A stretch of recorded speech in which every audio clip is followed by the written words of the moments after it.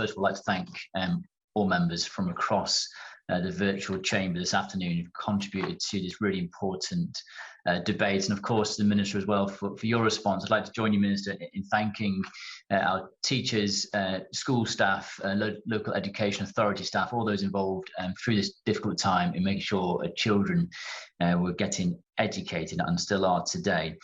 Those cross-party contributions we've heard today clearly indicated that all political parties and members note the sheer impact that COVID-19 pandemic has had on the younger generation. That's something that Helen Verchan mentioned in her contribution right at the start, and the impact that this has had on their education through this time.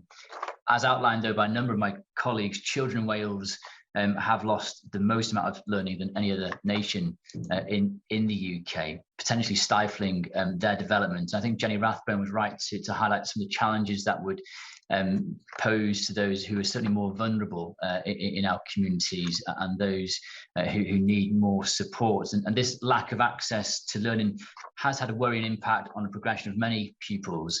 As a father of 3 young girls in primary school, I've seen some of this with my own eyes over the last 2 years or so. In terms of face masks, a number of members highlighted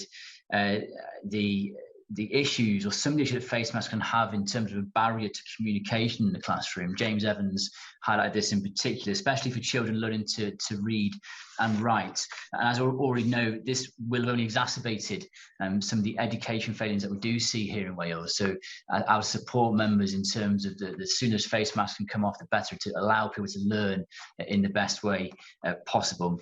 In terms of the constructive items that I think members have picked up today, which we can hopefully continue to agree on, I think Gareth Davis highlighted a really important point around parental choice and the role of parents and the voice of parents being heard throughout times like this. I'm not sure that's always been as strongly listened to as it could have been through this time.